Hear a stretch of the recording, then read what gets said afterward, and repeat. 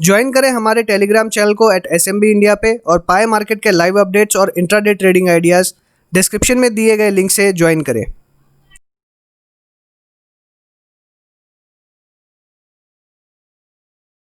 Hello friends, welcome to Life Advisors. आप सभी का स्वागत है हमारे चैनल पे। आप देखना शुरू कर चुके हैं निफ्टी के 50। जो लोग चैनल से नहीं जुड़ रहे हैं उन्हें बता दें हम क्या डिस्कशन करने वाले हैं। हम डिस्कस करेंगे निफ्टी के आज का ट्रेंड, निफ्टी में आने वाले दिन का ट्रेंड, साथ ही डिस्कस करेंगे FIDs के डेटाज, ऑप्शन चेन एनालिसिस और निफ्टी के पूरे 50 स्टॉक की एनालिसिस, स्टॉप लॉसेज और टारगेट के साथ में।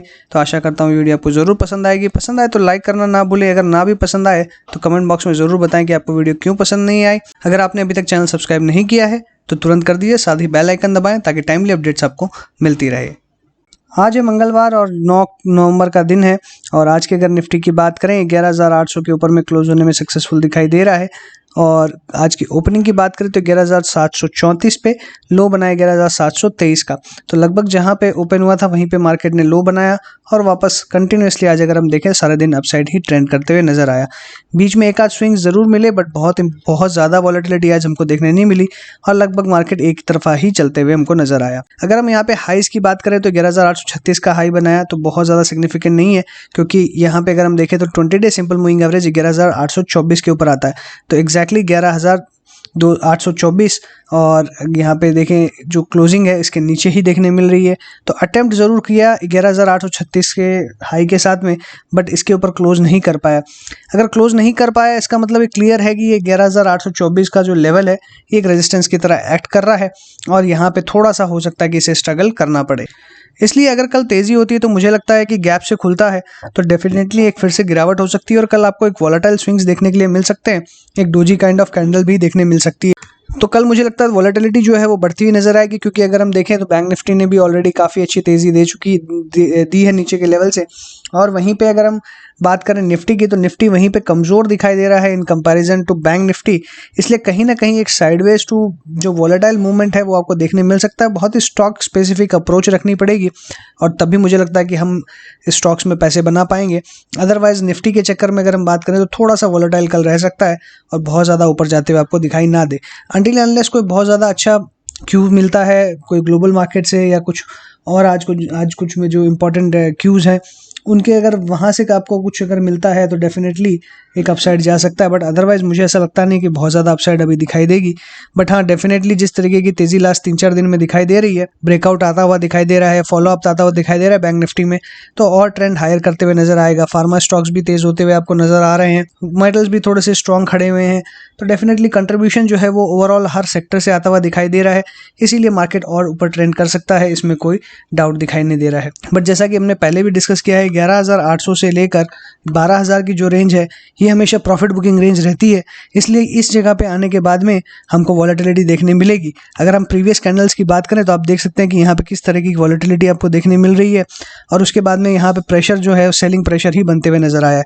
इसलिए 11,800 से लेकर 12,000 की जो रेंज है ये प्रॉफिट बुकिंग और बहुत ही वॉलेटाइल रेंज है। इसलिए इस रेंज में मार्केट आता है तो हमें दोनों तरफ के ट्रेड मिल सकते हैं, इसलिए बहुत ही कॉशियसली ट्रेड करना है। स्टॉक स्पेसिफिक ट्रेड करना ज़्यादा बेहतर रहेगा रेदर देन इंडेक्स के लिए। कल के अगर रेंज की बात करें तो कल मुझे लगता है 11,900 तक के ऊपर की सब अपसाइड दिखाई दे रही है। हालांकि जो 20 डे सिंपल मूविंग एवरेज है यहाँ पे कैपिंग रह सकती है और डेफिनेटली इसी जोन के आसपास अगर आप देखेंगे तो आपको एक प्रॉफिट बुकिंग देखने मिलेगी फिर से। इसलिए इमीडिएटली कल अगर गैप से खुलता है तो मुझे लगता है इमीडिएटली गैप से खुलने के बाद में गिरावट हो सकती है और वहीं पे अगर नेगेटिव खुलता है या साइडवेज खुलता है तो वो एक अलग मैटर है। फिर वहाँ पे आपको ऊपर में 11,800 का एक रेजिस्टेंस फिर से फेस करना पड़ेगा अगर गैप डाउन खुलता है। और अगर बात करें नीचे के लेवल्स की तो 11,600 अभी भी स्ट्रॉन्ग सपोर्ट है, इसके नीचे जाता हुआ दिखाई नहीं देगा। और अभी आज का जो लो बना है 11,723 का, तो ये इंपॉर्टेंट है, ये भी एक आपका सपोर्ट बनता हुआ दिखाई देगा। इसलिए अपसाइड के ऊपर में मुझे 11,900 दिखाई देता है, नीचे में 11,730 का 730 का और 11,600 का सपोर्ट दिखाई देता है। और वहीं पे 11,800 अगर गैप डाउन होता है तो 11,800 एक रेजिस्टेंस की तरह एक्ट करेगा। अगर हम चेंज इन ओपन इंटरेस्ट की बात करें तो यहाँ पे आप देख सकते हैं 11,700 पे बहुत ही ज़बरदस्त कॉल अनवाइंडिंग हुई है, वहीं 11,800 पे बहुत ज़बरदस्त पुट राइटिंग हुई है। तो डेफिनेटली 11,700 पे अनवाइंड होना कॉल्स का क्लियरली संकेत दे रहा है कि बुल्स जो है वो वापस एक्शन में आ चुके हैं और उन्होंने बहुत ही अच्छी पोजीशन 11,800 पे बनाई है। जहाँ पे अनवाइंड हुई है वहाँ नहीं, उसके और 100 पॉइंट ऊपर में 11,800 में, और क्लोजिंग हमारी 11,800 के ऊपर में, तो डेफिनेटली एक सपोर्ट जो है बनना है। और जिस तरीके की पुट राइटिंग हम देख रहे हैं, जो क्वांटिटी में देख रहे हैं तो बहुत अच्छी दिखाई दे रही है, इसलिए इजीली 11,800 के नीचे जाते हुए हम दिखाई ना दे शायद। अगर हम जाते भी है तो मुझे लगता है फिर से फ्रेश पुट राइटिंग आपको देखने मिलेगी, और वॉलेटिलिटी जो मैंने आपसे डिस्कस करी है वो डेफिनेटली देखने मिलेगी, क्योंकि दोनों ही, चाहे वो बुल्स हो चाहे बेयर्स हो, दोनों ही अपनी पोजीशन बचाने की कोशिश करेंगे। तो एक वॉलेटिलिटी तो डेफिनेटली हमको कल देखने मिलेगी। अगर हम क्यूमुलेटिव ओपन इंटरेस्ट की बात करें तो 11,800 हमारा क्लोजिंग का लेवल है, लेकिन अभी भी यहाँ पे अगर देखें तो कॉल राइटर्स ज़्यादा दिखाई दे रहे हैं, और इमीडिएटली अगर रेजिस्टेंस की बात करें तो वो थोड़ा कम दिखाई दे रहा है 11,900 पे, रेदर 12,000 पे ज़्यादा दिखाई दे रहा है। और अभी अगर हम ट्रेंड देखें बुल्स का यानी पुट राइटिंग का, तो पुट राइटिंग में इमीडिएटली नीचे के लेवल पे अच्छा सपोर्ट कंटिन्यूसली ज़्यादा बनते हुए नज़र आ रहा है, वहीं रेजिस्टेंस इमीडिएटली ज़्यादा अवेलेबल नहीं है और 12,000 के ऊपर में ज़्यादा दिखाई दे रहा है। तो कहीं ना कहीं जो वॉलेटिलिटी की मैं बात कर रहा हूँ वो आपको यहाँ पे क्लियरली जिस तरीके का पैटर्न यहाँ बना हुआ है उससे आपको समझ में आएगा। और हमने जो डिस्कस किया है कि एक वॉलेटिलिटी 11,900 ऊपर में आपको लेवल देखने मिलेगा, प्रॉफिट बुकिंग देखने मिलेगी, फिर वापस नीचे में बाइंग देखने मिलेगी 11,700 के आसपास, तो अच्छे स्विंग्स आपको कल देखने मिल सकते हैं, ऐसा संकेत हमें मिल रहा है। FIDI की अगर कैश मार्केट की बात करें तो FIIs ने 2274 करोड़ का बाई किया है, DIs ने 1100 करोड़ का सेल किया है। तो जितनी सेलिंग थी वो सारी की सारी FIIs ने ऑब्जॉर्ब कर ली और एक्स्ट्रा भी बाइंग करी है, इसीलिए मार्केट अपसाइड ट्रेंड करते हुए नजर आया। और ये चीज़ हमने कल भी डिस्कस की थी और इसका सिग्निफिकेंस मैंने आपको बताया था कि जो ट्रेंड है वो क्या दिखाता है। तो डेफिनेटली जो ट्रेंड हमने डिस्कस किया वैसा ही ट्रेंड हमको देखने मिल रहा है। अगर FIDIs के हम फ्यूचर ऑप्शन डेटा की बात करें तो 1226 करोड़ का FIIs ने इंडेक्स फ्यूचर्स में लॉन्ग करा है। तो मुझे लगता है जो शॉर्ट्स किया है वो शॉर्ट की पूरी कवरिंग यहाँ पे कर ली है, साथ में हो सकता है कि कुछ और एक्स्ट्रा बाइंग भी करी होगी, तो हमें वापस मार्केट में यहाँ पे अपसाइड के संकेत मिल रहे हैं। इंडेक्स ऑप्शंस में सेलिंग करी है तो डेफिनेटली यहाँ पे और अपसाइड के संकेत मिल रहे हैं। स्टॉक फ्यूचर्स में इन्होंने बाय किया है, ये भी एक अपसाइड का संकेत है। तो ओवरऑल अगर हम देखें तो हमें बहुत ही अच्छे क्यूज मिल रहे हैं और अपसाइड मार्केट जो ट्रेंड हो रही है वो कंटिन्यू रहने के बिल्कुल आसार दिखाई दे रहे हैं। इसलिए सारे डेटा पॉजिटिव दिखाई दे रहे हैं, मार्केट भी पॉजिटिव दिखाई दे रहा है, सेंटीमेंट भी पॉजिटिव होते हुए दिखाई दे रहा है, हर तरीके से अच्छी चीजें दिखाई दे रही है। तो मार्केट जिस ट्रेंड में चल रहा है और अपसाइड देखने मिल सकती है।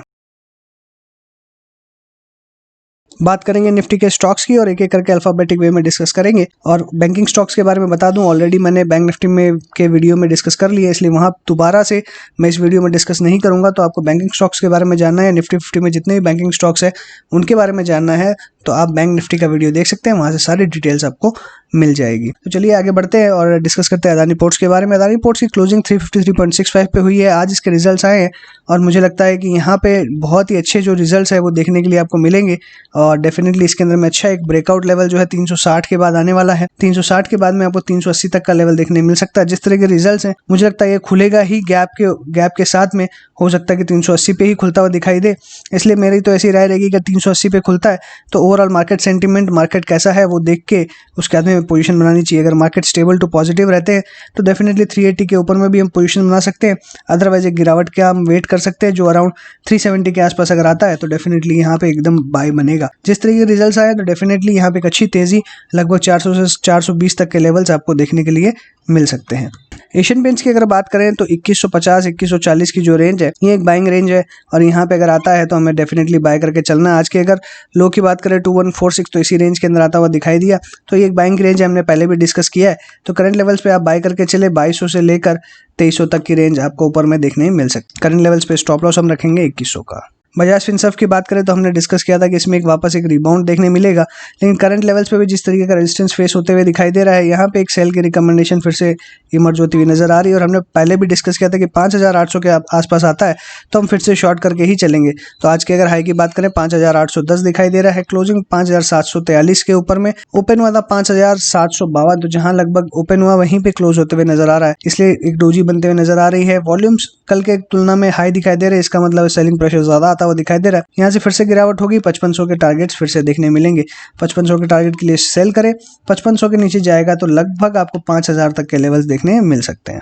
बजाज ऑटो के अंदर हमने डिस्कस किया था कि 2800 के नीचे जाएगा तो इसमें एक अच्छी खासी गिरावट होगी, एकदम ब्रेकडाउन होते हुए नजर आएगी। अभी भी मेरा व्यू वही है, ओवरऑल अगर ट्रेंड देखेंगे तो बिल्कुल डाउनवर्ड दिखाई दे रहा है। 2800 के नीचे ब्लाइंड सेल है, 2800 के नीचे जाता है तो सेल करके चले, एक अच्छी खासी गिरावट होगी जो 2600 तक कैरी हो सकती है। बजाज फाइनेंस की बात करें तो यहाँ पे हमने डिस्कस किया था कि 3500 के ऊपर में एक बाई यहाँ पे बनेगा। आज की क्लोजिंग है 3490, तो लगभग ये ब्रेकआउट की पोजीशंस पे आ चुका है और ऑलमोस्ट मैं कहूँ तो ब्रेकआउट हमको देखने मिल रहा है, क्योंकि ऑलमोस्ट अभी तक के के जितने इसने हाई बनाए हैं उसके ऊपर में ही क्लोज होते हुए नजर आ रहा है। ट्रेंड बिल्कुल पॉजिटिव है और एकदम ट्रायंगल का ब्रेकआउट यहाँ पे देखने मिल सकता है। तो करंट लेवल्स पे जैसे ही कल ये 3500 के ऊपर खुले एक बाइंग अटेम्प्ट करी जा सकती है जो 3750 तक के टारगेट दिखा सकती है।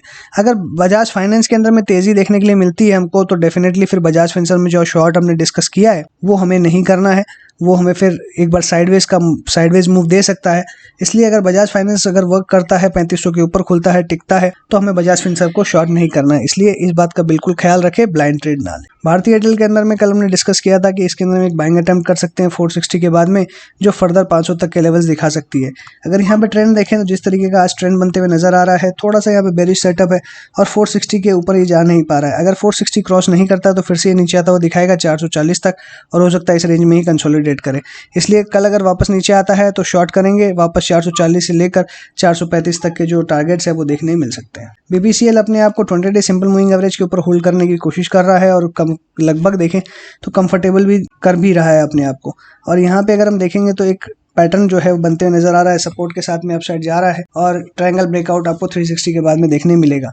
इसलिए डेफिनेटली करंट लेवल्स पे बाय करके चले, टारगेट 380 का और स्टॉप लॉस 340 का।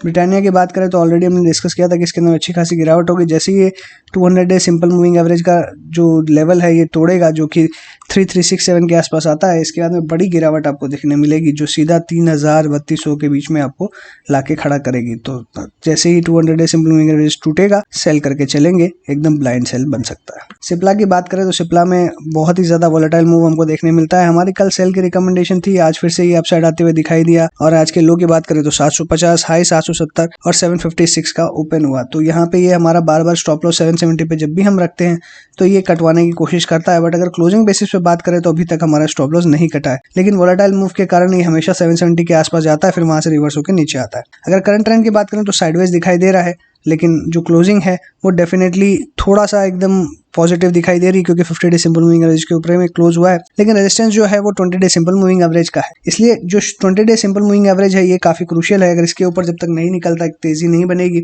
और 50 डे सिंपल मूविंग एवरेज के नीचे अगर रहता है तो डेफिनेटली मंदी बनेगी और 720 तक के टारगेट दे सकता है। तो मेरी अभी भी सेल की रिकमेंडेशन ही रहेगी इस स्टॉक के अंदर में।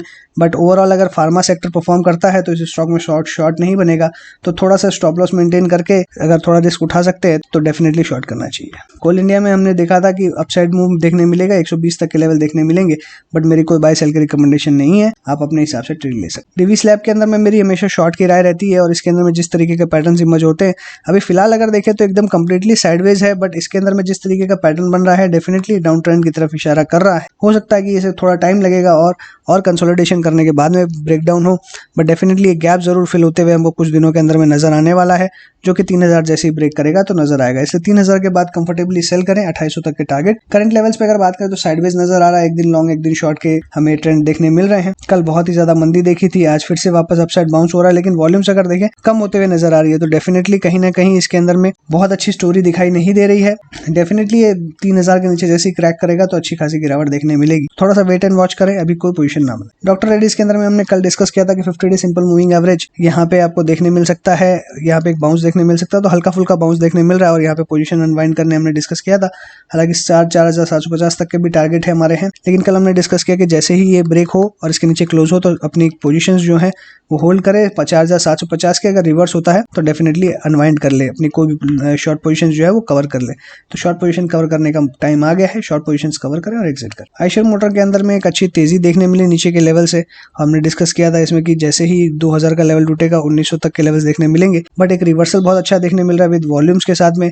तो अभी अवॉइड करें, अवॉइड की सलाह है, कोई इसके अंदर में ट्रेड नहीं बनता है। गेल की बात करें तो गेल में हमने डिस्कस किया था कि ये नीचे के लेवल फिर से दिखा सकता है 80 तक के, तो डेफिनेटली सेल की ही रिकमेंडेशन है। ग्रासिम के अंदर में हमने डिस्कस किया था कि इसमें 800 से 805 तक के लेवल्स देखने मिल सकते हैं। ओपन हुआ 789, हाई बनाया 800 का, लो बनाया 787 का, तो जो हमारा टारगेट था इसके अंदर अचीव हुआ और 800 का टारगेट लेवल फिर से दिखाया। अभी अगर ट्रेंड की बात करें तो बिल्कुल पॉजिटिव दिखाई दे रहा है। हालांकि ग्रेवस्टोन डोजी यहाँ पे बनते हुए नजर आ रही है जो थोड़ा सा खतरा यहाँ पे दिखा रही है हमें, क्योंकि ओपन हुआ था 789 पे, क्लोज 791 पे, 991 पे, तो जहाँ पे ओपन हुआ वहीं पे क्लोज होते हुए नजर आ रहा है। थोड़ा सा बेरिश कैंडल बन रहा है तो डेफिनेटली एक रिवर्सल का संकेत दे रहा है। इसलिए मुझे लगता है लॉन्ग पोजीशंस एक बार एग्जिट कर ले और शॉर्ट पोजीशंस के लिए थोड़ा वेट करें। HCL टेक की बात करें तो हमने डिस्कस किया था कि 800 तक के लेवल्स देखने मिल सकते हैं। अच्छी खासी गिरावट चल रही है इस स्टॉक के अंदर में, 800 के आसपास आया तो अपने शॉर्ट पोजीशंस कवर कर लें। HDFC की बात करें तो नीचे के लेवल से 1900 के लेवल्स पे आपको मैंने बताया था कि आपको बाय करना है। 1900 के आसपास जैसे ही आया उसके बाद में जबरदस्त रिवर्सल, जबरदस्त तेजी और एकदम रीटेस्ट किया 1900 के लेवल को। और मैंने आपसे डिस्कस किया था कि 2100 से लेकर 2200 और 2300 तक के लेवल्स देखने मिल सकते हैं। जिस तरीके का यहाँ पे अपसाइड हमको देखने मिल रहा है, एक फिर से एक फर्दर एक अपसाइड देखने मिल सकता है 2200 के आसपास ही। मुझे लगता है स्टॉक जो है वो रिलैक्स करेगा, लेकिन अगर कल भी करता है तो 2100 के आसपास एक बार रुक सकता है। तो यहाँ पे फिर से एक फर्दर बाइंग का या कंसोलिडेशन के बाद में एक फर्दर बाइंग का मौका बन सकता है। लॉन्ग पोजीशंस होल्ड करें, बहुत अच्छे लेवल्स देखने मिलेंगे। HDFC लाइफ में हमने डिस्कस किया था कि 600 के लेवल्स आपको देखने मिलेंगे। कल भी मेरी बाय की रिकमेंडेशन थी, आज भी मेरी बाय की रिकमेंडेशन है। यहाँ पे अगर देखेंगे तो बहुत अच्छा ब्रेकआउट आपको देखने मिलेगा, जो 600 के लेवल से सीधा 650 तक जा सकता है। बहुत ही अच्छा फॉर्मेशन, बहुत ही सुंदर फॉर्मेशन यहाँ पे आपको देखने मिल रहा है। और मैं कह सकता हूँ कि आपको बहुत ही ज़बरदस्त तेज़ी देखने मिलने वाली है इस स्टॉक के अंदर में। तो एकदम ब्लाइंड बाय है करंट लेवल्स पे, 650 तक के लेवल्स देखने मिलेंगे।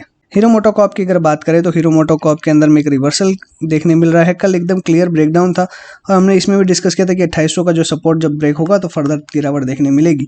बट फिर से आज एक रिवर्सल का संकेत मिल रहा है। कंटिन्यूसली गिरावट के बाद में थोड़ा सा रिबाउंड होते हुए नजर आया, बट अभी फिलहाल कोई इसमें बाय सेल की रिकमेंडेशन नहीं है, थोड़ा सा अवॉइड ही करना बेहतर है। हिंडाल्को में भी हमने कल डिस्कस किया था कि करंट लेवल्स पे आप बाय कर सकते हैं विद टारगेट ऑफ 180। आज फिर से जो क्लोजिंग है बहुत ही अच्छी होते हुए दिखाई दे रही है, जो 190 से लेकर वापस 200-220 तक ले जा सकती है। एकदम ब्लाइंड बाय है, करंट लेवल्स पे भी बाय करके चलें, अच्छे लेवल्स देखने मिलेंगे। स्टॉप लॉस लगाएं 175 का।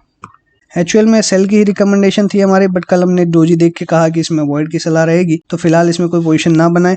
अभी मुझे लगता है कि ये स्टॉक जो है वो 2000 तक आ सकता है। 2000 के बाद और फर्दर गिरावट हो सकती है स्टॉक के अंदर में, तो अभी अवॉइड करना ही बेटर रहेगा। फिर भी अगर शॉर्ट करना है तो आप कर सकते हैं 2000 के टारगेट के लिए। 2000 के बाद में और फर्दर गिरावट हो सकती है, बट उसके लिए वेट एंड वॉच करना पड़ेगा। तो करंट लेवल से अगर शॉर्ट करेंगे तो मैक्सिमम टारगेट 2000 तक का। इन्फोसिस में गिरावट देखने मिल रही है और हमने डिस्कस भी किया है इस स्टॉक के अंदर में कि लगभग 1030 तक के लेवल्स देखने मिल सकते हैं। फर्दर मुझे 1030 तक के ही लेवल दिखाई दे रहे हैं। सेल करके चले, नीचे ही जाते हुए दिखाई देगा। IOC की बात करें तो यहाँ पे हमें अच्छे रिजल्ट्स के बावजूद भी बहुत ही खराब पैटर्न देखने मिल रहा है, बट मुझे लगता है कि कहीं ना कहीं अभी इसमें बाइंग इंटरेस्ट जो है वो धीरे धीरे आता हुआ दिखाई दे सकता है आपको।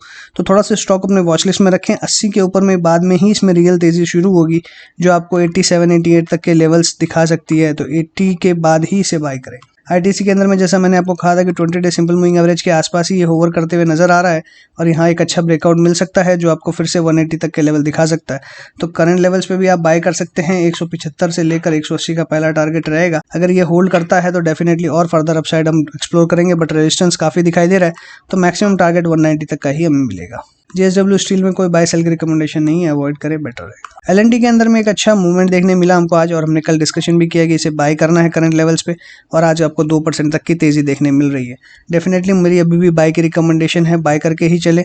जैसे ही 950 का लेवल पार होगा एक अच्छी तेजी फिर से देखने मिलेगी आपको, तो डेफिनेटली 950 के बाद में फिर से बाय कर सकते हैं और करंट लेवल्स पे भी बाय करें। स्टॉप लॉस यहाँ पे रहेगा 930 का। मारुति की बात करें तो यहाँ पे एक ब्रेकडाउन जैसी पोजीशन देखने मिल रही है और क्लियरली यहाँ पे मुझे बेरिश पैटर्न ही देखने मिल रहा है, बट सेल वॉल्यूम यहाँ पे थोड़ी सी कम होती हुई नजर आ रही है और 6800 बहुत इंपॉर्टेंट सपोर्ट है, तो अवॉइड करें। भी कोई बाय सेल की रिकमेंडेशन नहीं है। M&M अपने अगर हम देखें तो 100 डे सिंपल मूविंग एवरेज को होल्ड करने की कोशिश कर रहा है। ओवरऑल सेटअप अगर देखें तो कंप्लीटली वीक है। अभी डेफिनेटली है ट्रेंड अपसाइड के अंदर में, बट मुझे यहाँ पे वीकनेस दिखाई दे रही है। तो डेफिनेटली अगर हम यहाँ पे अगर आप ड्रॉ करेंगे तो अपसाइड में रेजिस्टेंस बना हुआ है, और एक ये अगर हम देखें तो कर्व्ड चैनल के अंदर में चलते हुए नजर आ रहा है, जो मुझे लग रहा है कि एक अच्छी खासी गिरावट भी दे सकता है। तो डेफिनेटली अभी करंट लेवल्स पे कोई बाय नहीं करना है, बट अभी फिलहाल सेल ना करें जब तक ये 593 के नीचे या 592 के स्पेसिफिकली बात करूँ, 592 के नीचे जब तक क्लोज ना हो तब तक इसमें कोई सेल ना करें। इसके नीचे सेल करेंगे बट बाय नहीं करना है। नेस्ले में अच्छी खासी तेजी के बाद में अभी प्रॉफिट बुकिंग देखने मिल रही है हमको, और वॉल्यूम्स के साथ में पता चल रहा है कि प्रॉफिट बुकिंग है। अभी मुझे लगता है इसने रीटेस्ट किया है लेवल को, करंटली बाय करें करंट लेवल्स पे, वापस 1750 तक के 17,500 तक के लेवल्स देखने मिलेंगे। NTPC के अंदर में रिजल्ट्स काफी शानदार देखने मिले, उसके बाद आज बहुत ही जबरदस्त वॉलेटिलिटी, लो 83 का, हाई 92 का, क्लोजिंग 86 की, बहुत ही शानदार और बहुत ही जबरदस्त वॉलेटिलिटी, तो डेफिनेटली मुझे लगता है कि यहाँ पे बहुत लोगों के पैसे बने हैं और बहुत लोगों के पैसे बिगड़े होंगे। करंट लेवल्स पे कोई रिकमेंडेशन नहीं है, अवॉइड करना ही बेहतर रहेगा। ONGC की बात करें तो यहाँ पे भी अवॉइड की सलाह है, कोई बाय सेल की रिकमेंडेशन नहीं है। पावर ग्रिड में हमने कल डिस्कस किया था कि इसमें अच्छी खासी तेजी देखने मिलेगी, 180 तक के लेवल्स देखने मिल सकते हैं। आज के ओपन की बात करें तो 174 पे लो इसने बनाया 174 का, हाई बनाया 180 का, क्लोजिंग 179.95, तो एकदम एग्जैक्टली ये अपने हाई के आसपास ही क्लोज होते हुए नजर आया है। बहुत ही जबरदस्त तेजी हमको इसमें देखने मिली, कल हमने डिस्कस भी किया था, और फर्दर 190 तक के लेवल्स देखने मिल सकते हैं। रिलायंस के अंदर में अच्छी खासी गिरावट होते हुए नजर आ रही है। 1800 के आसपास मैंने आपको कहा है कि किसी की भी एग्जिस्टिंग पोजीशन है तो 1800 के आसपास एवरेज कर सकता है या फ्रेश बाइंग भी अटेम्प्ट कर सकता है। जिस तरीके की वॉल्यूम्स आते हुए दिखाई दे रही है, डेफिनेटली मुझे लगता है एक बार 1800 का लेवल भी ब्रीच होगा। इसका जो 200 डे सिंपल मूविंग एवरेज है वो 1700 के आसपास है, तो हो सकता है कि 1700 और 1800 के बीच में आता हुआ दिखाई दे, लेकिन ये रेंज जो है वो एकदम कंप्लीटली बाइंग की रेंज रहेगी और वापस अपसाइड हमको देखने मिलेगा। तो 1700 से 1800 के बीच में हमें बाय करके चलना है। SBI लाइफ में हमने डिस्कस किया था कि रिवर्सल देखने मिल रहा है और कोई बाय सेल की रिकमेंडेशन हमारी नहीं है। अभी फिलहाल कोई बाय सेल की रिकमेंडेशन नहीं है, थोड़ा अवॉइड करना ही बेहतर है। श्री सीमेंट्स में जो 22,000 का लेवल है, 22,000 के लेवल निकलेगा तभी एक अच्छी तेजी देखने मिलेगी, उसके बाद ही हम लॉन्ग या शॉर्ट करेंगे। बट फिलहाल करंट लेवल्स पे हमें कोई पोजीशन नहीं बनानी है। 22,000 के ऊपर में बाय करेंगे, 23,000 का टारगेट रहेगा। सन फार्मा के अंदर में कल हमने डिस्कस किया था कि जिस तरीके का इसमें एक रिवर्सल आया है, वापस हमको 480 तक के लेवल्स देखने मिल सकते हैं। आज इसके रिजल्ट्स आते हुए दिखाई दिए, रिजल्ट्स में इंप्रूवमेंट दिखाई दे रही है और हमें फिर से 485.6 का यहाँ पे लेवल देखने मिला, तो हमने इसमें शॉर्ट में भी अच्छा काम किया। अभी अगर हम यहाँ पे शॉर्ट्स में देखें तो शॉर्ट्स ऑलरेडी हमने कल कह ही दिया था आपको कि आपको इसमें निकलना है और बखूबी आपको इसके अंदर एग्जिट मिला होगा, क्योंकि अगर इसके लो की बात करें तो 465 है, ओपन हुआ था 472 पे, हाई बनाया 490 का, क्लोजिंग 485.6, तो आपको एग्जिट का भी मौका मिला, लॉन्ग्स का भी मौका मिला। अगर करंट लेवल्स पे देखेंगे तो थोड़ा सा यहाँ पे रेजिस्टेंस है, तो हो सकता है कि अभी आपको कोई बहुत अच्छा मौका नहीं मिले। बाइंग रिकमेंडेशन नहीं है, बट सेल करके नहीं चलना है। टाटा मोटर्स में हमने कल डिस्कस किया था कि इसे बाय करके चलेंगे और ऊपर में 145-150 तक के टारगेट्स देखने मिल सकते हैं। 137.4 का हमने हाई देखा, ओपन हुआ था 135 पे, लो बनाया 133.55 का और क्लोज हुआ है 134.1 पे, तो डेफिनेटली थोड़ा सा अभी यहाँ पे साइडवेज रह सकता है, तो कोई फ्रेश पोजीशंस अभी ना बनाए। टाटा स्टील की बात करें तो कल हमने डिस्कस किया था कि इसमें एक बाय की रिकमेंडेशन बनती है, क्योंकि 400 का जो लेवल है ये एक अच्छा लेवल है। यहाँ से अगर ट्रेंड देखे तो बिल्कुल अपसाइड दिखाई दे रहा है, एक चैनल बनाने की कोशिश कर रहा है, तो डेफिनेटली मुझे लगता है कि 420 से लेकर वापस 440 तक के टारगेट देखने मिल सकते हैं। एक साथ एकदम तुरंत तेजी नहीं मिलेगी, ये कोई ज़रूरी नहीं है।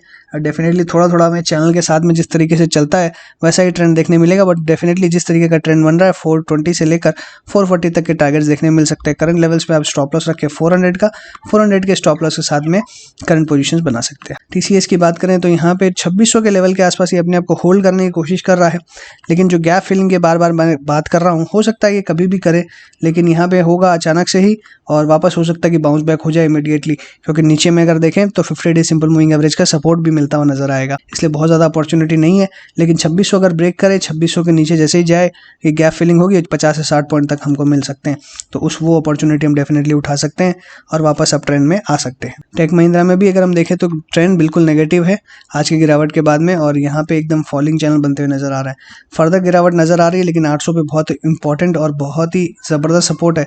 जब तक 800 का लेवल ब्रेक ना हो तब तक कोई शॉर्ट ना करें, बट फिलहाल लॉन्ग की सलाह नहीं है। 800 के नीचे जाएगा तो 760 तक के लेवल्स देखने मिलेंगे। टाइटन की बात करें, टाइटन एकदम अप ट्रेंड में ही अभी भी चलते हुए नजर आ रहा है, एक अच्छा अप ट्रेंड हमको देखने मिल रहा है और यहाँ पे हो सकता है कि फर्दर आपको अपसाइड देखने मिले। करंट लेवल्स पे एकदम क्लियर बाय दिखाई दे रहा है, 1200 के आसपास आते ही बाय करना है, और हमने लास्ट डे भी इसमें डिस्कस किया था कि 1150 के आसपास है, यहाँ पे भी बाय कर सकते हैं, रिवर्सल देखने मिलेगा। लेकिन फिर से आज जैसे अपसाइड आया है तो अभी भी फिर से एक बाय बन रहा है, 1250 तक के टारगेट देखने मिल सकते हैं। ऊपर में सिर्फ 20 डे सिंपल मूविंग एवरेज के एक रेजिस्टेंस है जो 1223 के आसपास आ रहा है, तो थोड़ा सा ये रेजिस्टेंस आपको थोड़ा परेशान कर सकता है। अदरवाइज 1250 से लेकर 1300 तक के लेवल्स फिर से देखने मिलेंगे। अल्ट्राटेक सीमेंट की बात करें तो यहाँ पे अवॉइड की सलाह है, कोई बाय सेल की रिकमेंडेशन नहीं बनती है। UPL में रिजल्ट्स के बावजूद इसमें बहुत बड़ी गिरावट हमको देखने मिल रही है। 400 पे बहुत ही स्ट्रॉन्ग सपोर्ट मुझे नजर आता है, तो मुझे लगता है कि 400 के आसपास एक बाइंग अटेम्प्ट करनी चाहिए और फिर फर्दर अपसाइड देखने मिलेगी। बट कंटिन्यूसली हम देखें तो सेलिंग प्रेशर बहुत ही हाई इसके अंदर दिखाई दे रहा है। लेकिन मुझे लगता है 400 के आसपास आपको इसमें एक बाइंग अटेम्प्ट करनी चाहिए। एक रिवर्सल आपको देखने मिल सकता है जो फिर से 440 के आसपास नजर आएगा, और हो सकता है कि 400 से लेकर 440 के बीच में ही कंसोलिडेशन आपको देखने मिले। इसलिए डेफिनेटली मुझे ऐसा लगता है कि 400 के आसपास आप बाइंग करें, ज़्यादा बेहतर रहेगा। विप्रो की बात करें तो विप्रो में यहाँ पे कोई पैटर्न यहाँ पे इमर्ज नहीं हो रहा है, ना ही कोई यहाँ पे ट्रेंड नजर आ रहा है, इसलिए मेरी अवॉइड की सलाह रहेगी। ना वॉल्यूम में कोई एक्शन दिखाई दे रहा है तो कंप्लीटली अवॉइड करें। अभी कोई यहाँ पे बाई सेल की रिकमेंडेशन नहीं है, क्योंकि ऊपर में रेजिस्टेंस है तो आप सेल करके चलेंगे, लेकिन मैक्सिमम 320 तक के लेवल्स देखने मिलेंगे आपको। लेकिन यहाँ पे भी श्योरिटी नहीं मिल रही है, क्योंकि कोई भी यहाँ सपोर्ट और रेजिस्टेंस कुछ भी यहाँ पे क्लियरली दिखाई नहीं दे रहा है, और ना ही कैंडल्स में कोई सिग्निफिकेंस हमें दिखाई दे रहा है। हालांकि अगर कैंडल की बात करें तो यहाँ थोड़ा बहुत हमें देखने मिला था, लेकिन ये जो आज की जो कैंडल बनी है इसे कोई कंफर्मेशन हमें नहीं मिल रहा है और साइडवेज का ही इशारा देखने मिल रहा है। तो इसलिए हो सकता है कि हम इसमें कोई पोजीशन बनाएंगे तो हम फंस जाएंगे, इसलिए अवॉइड करना ही बेटर रहेगा। सो इसी के साथ मैं अपनी बात को यहीं पे वाइंड अप करूंगा। अगर आपको अच्छा लगा हो तो लाइक कीजिएगा, दोस्तों के साथ शेयर कीजिएगा, कमेंट बॉक्स में अपने व्यूज लिखना ना भूलें, चैनल सब्सक्राइब करना ना भूलें। अगर आपने अभी तक टेलीग्राम चैनल ज्वाइन नहीं किया तो डिस्क्रिप्शन बॉक्स में लिंक दी, वहाँ से आप ज्वाइन कर सकते हैं। साथ ही चैनल की मेंबरशिप भी आप ज्वाइन कर सकते हैं, जहाँ पे टेक्निकल फंडामेंटल पिक्स हम शेयर करते हैं। तो आशा करता हूँ वो वीडियोज़ भी आपको ज़रूर पसंद आएंगे। सो इसी के साथ thanks for watching the video. Happy trading and investing.